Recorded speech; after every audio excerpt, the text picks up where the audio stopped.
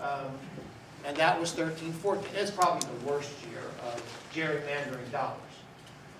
But if you're doing a budget, how the heck would you ever try to do a school budget knowing that you had no consistency, no predictability, and no parameter in which to base a decision other than this is how much we got last year? We have formulas.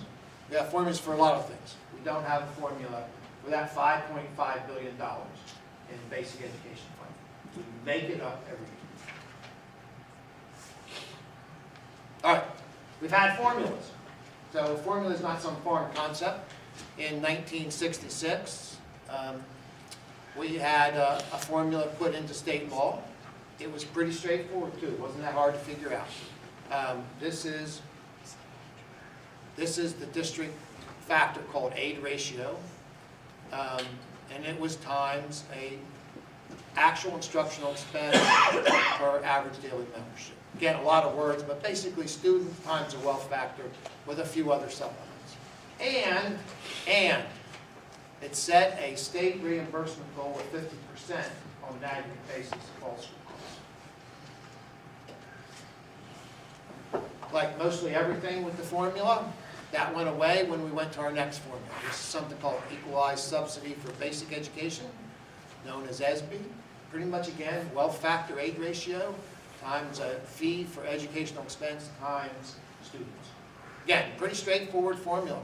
It worked quite well until the legislature decided not to do it. They just said, we're not doing that one either. Then we went to 2008. We had the costing out study done.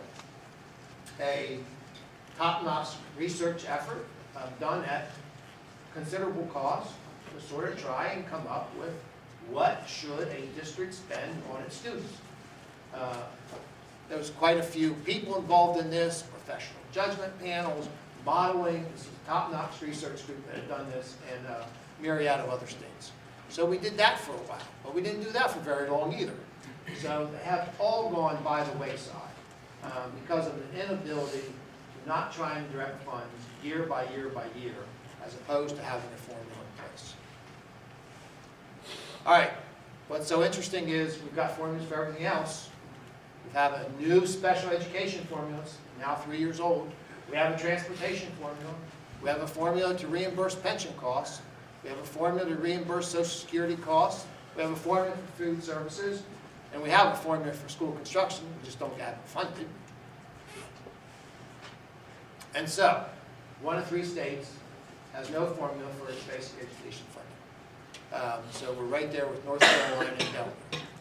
And I think we can do better on this. We need to do better because we not only need a formula, we need a commitment from the state. So all of this discussion about what's your local resources versus what your state resources is all about what the state's giving us. So you'll see right here, this is number again, it's a little dated back to 10, 12, but we were down as low as 34.5%. So other states around us are certainly higher. Not all of them, but in this year it was. Now, we've luckily moved that up a little bit, but we're still not past 38%. But again, it's cause and effect. No state resources means more local resources. More local resources means higher property taxes. It sounds simple, and it pretty much is that simple. As we continue to look at what happens in terms of that state share, you know, we solved this gap a little bit, but we're still here in terms of the blue line being the national average in terms of state percentage of resources to school districts versus Pennsylvania.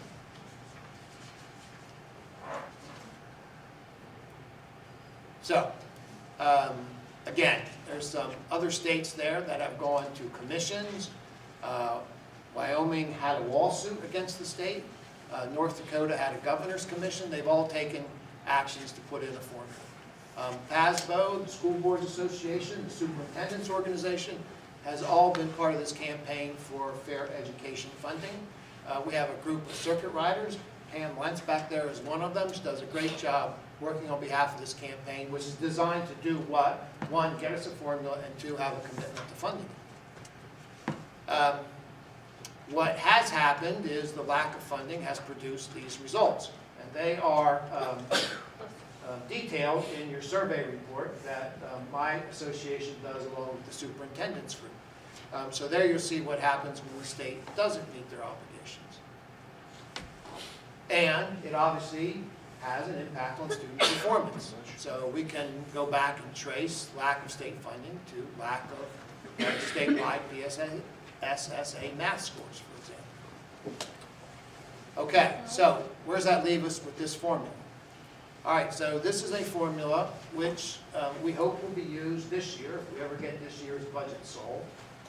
I should say whenever. Obviously, we have to solve it sometime. And at least will be used in the future, provide some predictability, provide some equity, to reduce the disparity, and allow people to make good budget decisions based upon what should be a period of time that they can plan for. One of the things that will help your district is this formula finally says, wouldn't it be a good idea if we actually counted kids and used that to start the formula? So yes, we're actually going to use students. We're going to use that average daily membership.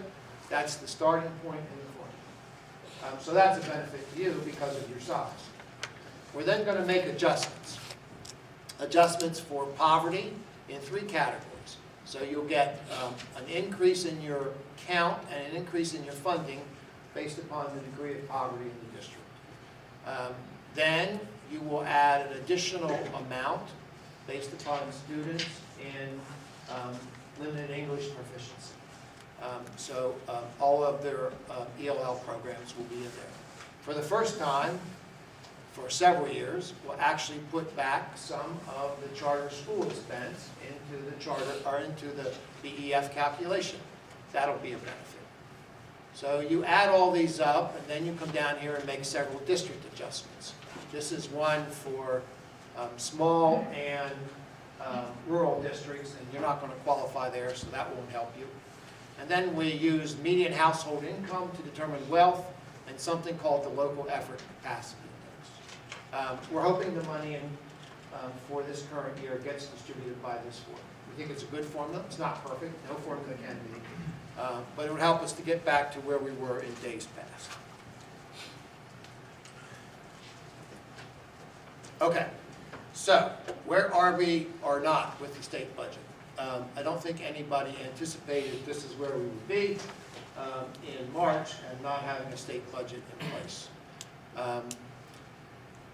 This has been a battle and will continue to be a battle. So the legislature, for the second time, has given the governor another budget bill. He has 10 days to do something with it. Our organization is hopeful he will sign that. Why?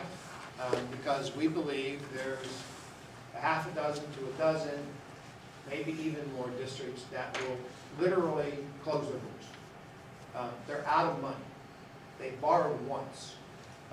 Their options are to borrow again to stay open and borrow money they don't have.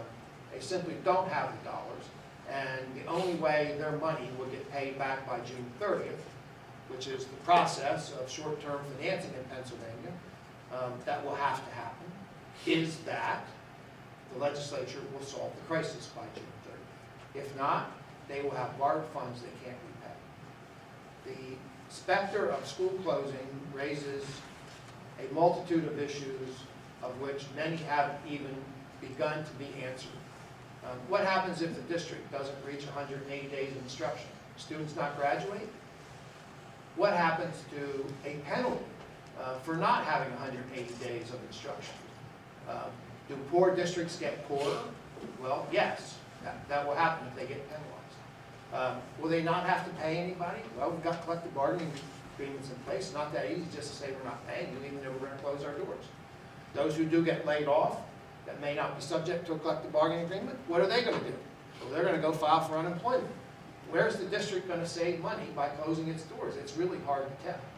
And we really shouldn't be talking about a situation where the adults in Harrisburg can't provide a process that students and districts can get educated, particularly at this time of the year where you can't make any adjustments in terms of your expenditures. or you can make minimums. So I do think we have